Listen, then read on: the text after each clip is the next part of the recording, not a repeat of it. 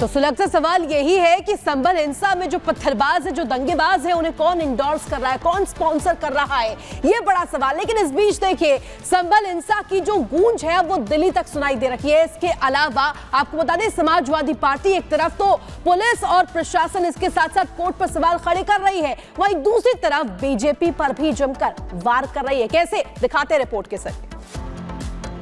बहुत अफसोसनाक, दुर्भाग्यपूर्ण एक षड्यंत्र के तहत चुनाव के तुरंत बाद वहां इस तरह की परिस्थितियां पैदा की गई कि लोग उत्तेजित हों और फिर उनका दमन किया गया, एक तरफा दमन। उनके ऊपर अत्याचार और तमाम फर्जी बेगुनाह लोगों को भी फंसाने और उनका दमन करने का कुचक्र चल रहा है। मेरी अपील है संभल के लोगों से कि किसी भी तरह से शांति बनाएं, उत्तेजना न फैले और कानून के रास्ते से ऊपर की अदालतों से अपने लिए न्याय प्राप्त करने का प्रयास करें। श्री हरिहर मंदिर वर्सेस जामा मस्जिद प्रकरण में सर्वे का काम माननीय न्यायालय के आदेश के अनुपालन के क्रम में वहां का प्रशासन करा रहा था। पहला सर्वे बहुत शांतिपूर्वक हो गया था। इसी बीच उत्तर प्रदेश में उपचुनाव के रिजल्ट आए। हताश और निराश समाजवादी पार्टी के नेताओं ने संभल प्रकरण पर भी विवादित बयान दिए। के खिलाफ मुकदमा लिखवाया है उन्हें। जियाउर रहमान बर्क और सोहेल इकबाल नामक ये दो नामजद अभियुक्त हैं जिनको उन्होंने अभियुक्त बनाया है। उनके द्वारा बताया गया है कि भीड़ को इन लोगों ने भड़का के बलवे का रूप दिया। यह उल्लेखनीय है कि जियाउर रहमान बर्क को 168 BNSS का नोटिस जनपद संभल की थाना कोतवाली पुलिस द्वारा भी पूर्व में दिया गया था। उनके द्वारा पूर्व में भी भड़काऊ भाषण दिए गए थे। उस भड़काऊ भाषण के दौरान उनको बताया गया था कि आप इस तरीके के भाषण ना दें, इनसे बाज आएं, लेकिन उन्होंने उसके बाद भी भीड़ को उकसाने के लिए और जामा मस्जिद की हिफाजत कोर्ट एंड अनकोर्ट इस स्टेटमेंट के साथ में लोगों को मोबिलाइज करने का प्रयास किया। उसी मोबिलाइजेशन का कारण था कि जो कल जो आपने भीड़ देखी, एकाएक 8:45 पे लोग इकट्ठे हुए और उन लोगों ने इस तरीके की घटना को अंजाम दिया, जिसमें 15 पुलिसकर्मी जो है वो घायल हुए थे और 4 अधिकारी जो है उसमें घायल हुए थे। हमारे SDM रमेश बाबू उनके जो है पत्थरबाजी की वजह से उनको पांव में फ्रैक्चर आया था। उन्होंने 800 बलवाइयों के ऊपर जो है मुकदमा लिखवाया है। CO संभल उनके द्वारा उनके पांव में गोली भी लगी थी। उनको DM महोदय द्वारा एक कमेटी जिसमें SDM संभल, EO संभल, CO संभल, इन तीनों लोगों की कमेटी बनाई गई थी। उस कमेटी में बताया गया था कि सर्वे कंडक्ट कराने का, पीसफुल सर्वे कंडक्ट कराने की जिम्मेवारी इनकी है। ये जब मस्जिद के पास में जब बलवाई जो है वो आगे बढ़ के उस सर्वे को रोकने का प्रयास कर रहे थे, तब इनके द्वारा भीड़ को मना किया गया, उनको ललकारा गया कि आप अपने अपने गंतव्य वापस चले जाइए। धारा 163 जो कि पहले 144 के नाम से जानी जाती थी वो लगी हुई है, लेकिन उसके बावजूद इसमें फिर भीड़ की तरफ से फायर आया और वो CO साहब के पांव में भी लगा। CO साहब को बाद में अस्पताल ले जाया गया, उनका ट्रीटमेंट करवाया गया है। उनके द्वारा जो पांव में गोली लगी और भीड़ द्वारा मस्जिद में जाने के प्रयास पे उनके द्वारा जो है करीबन 700-800 अज्ञात लोगों के खिलाफ मुकदमा लिखवाया गया है। चौकी प्रभारी एकता द्वारा जो पूर्व में जो हमने बताया था वो एक अलग मुकदमा, और एक संजीव कुमार नामक व्यक्ति द्वारा उन्होंने भी मैगजीन और TSM जो टीयर स्मोक ग्रेनेड है उनकी जो लूट का मुकदमा है वो भी लिखवाया गया है। और मेरे PRO जिनके पांव में नकासा थाना क्षेत्र में जो मैं और DM साहब जब जा रहे थे, हमारे ऊपर जब ईट से वहाँ पे एक घर की 2 महिलाओं ने ईंटें दागी और उनके घर के बगल से वहाँ से जब फायर आया, PRO साहब के पांव में गोली लगी थी। PRO साहब का भी ट्रीटमेंट करवाया गया है। उनके द्वारा 150 लोगों के खिलाफ थाना नकासा में मुकदमा पंजीकृत कराया गया है। वर्तमान में 22 लोग थाना कोतवाली से और थाना नकासा से 3 लोग हैं वो जेल जा रहे हैं। कुल 25 लोग अभियुक्तों को अभी तक गिरफ्तार किया गया है। ड्रोन के फुटेज की स्टडी कर ली गई है।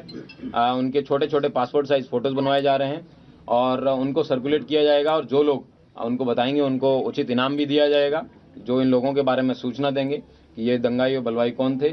और सारे CCTV फुटेज हैं उनको भी कलेक्ट कर लिया गया है और मैं उम्मीद करता हूं कि इस धरपकड़ में जल्दी जो भी नामजद अभियुक्त हैं और जो भी अन्य अभियुक्त हैं उन सब लोगों को गिरफ्तार किया जाएगा और उनके खिलाफ जो विधिक कार्रवाई है वो सुनिश्चित की जाएगी। जनपद संभल में कल दोपहर के बाद से एकदम अच्छे से शांतिपूर्वक तरीके से लोग अपना जीवन यापन कर रहे हैं। आज सोमवार को दुकानें भी बंद ही है वैसे संभल में, लेकिन फिर भी उसके बावजूद लोगों ने अपनी दुकानें खोली है और इंटरनेट बैन है। वो इंटरनेट बैन जो है वो कल भी कंटिन्यू रहने के लिए मैंने डीएम महोदय से रिक्वेस्ट किया है। मैं उम्मीद करता हूं कि शांति व्यवस्था है वो इसी तरह कायम रहेगी। जियाउर रहमान सांसद ही है ना या कोई और? जियाउर रहमान पुत्र ममलूकुर रहमान, ये यहाँ के निवासी हैं, थाना नखासा क्षेत्र के रहने वाले हैं। सर पीएम रिपोर्ट में क्या पुष्टि हुई है? हथियार भी मिला है उन लोगों से, मृतकों से? पीएम रिपोर्ट विवेचना का विषय है, ये विवेचक का प्रेरोगेटिव है, इसके बारे में मैं कोई कमेंट नहीं करना चाहूंगा।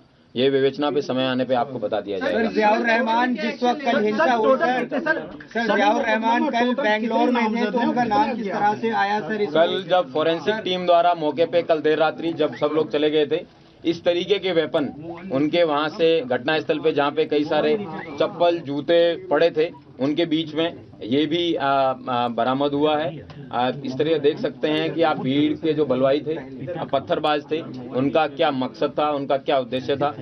पुलिस वालों के पांव में गोली लगी है और इस तरीके की ये जो है जो उनका जो उद्देश्य था, लेकिन हमारी पुलिस ने और प्रशासन ने साथ में कंधे से कंधा मिला के एक बहुत अच्छे सूझबूझ से इस जो पत्थरबाजों की मंशा थी उसको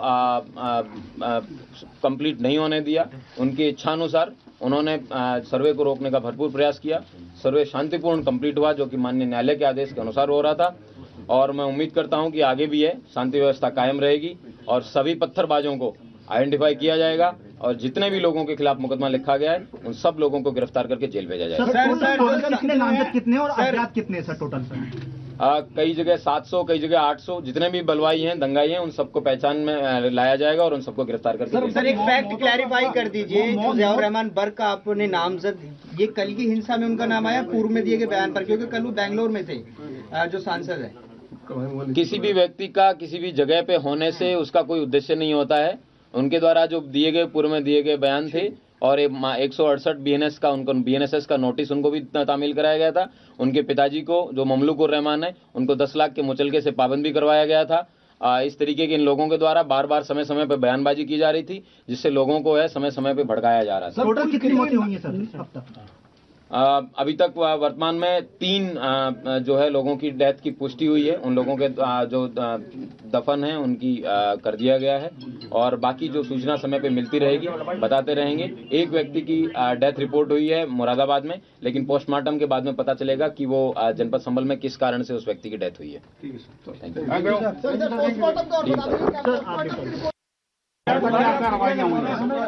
एक मिनट सब लोग शांत हो जाइए, करते शुरू कर।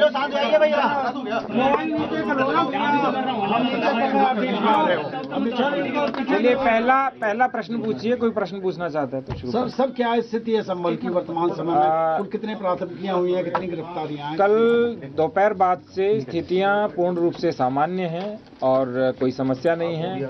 रात को 2:30 बजे भी हमारे द्वारा गश्त की गई थी, पूरी टीम ऑन ग्राउंड है, तो किसी प्रकार की कोई समस्या अभी नहीं है।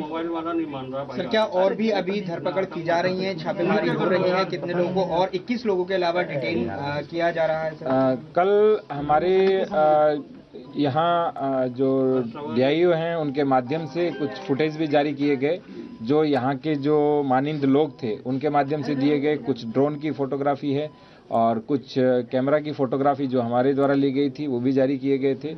उसमें आप स्पष्ट देख सकते हैं कि सैकड़ों की संख्या में हैं जो बलवाई हैं, दंगाई हैं, उन सभी को आइडेंटिफाई किया जा रहा है और 100% लोगों को जेल भेजा जाएगा, उन पर कार्रवाई की जाएगी, क्योंकि उन्होंने बलवा कराने का प्रयास किया था।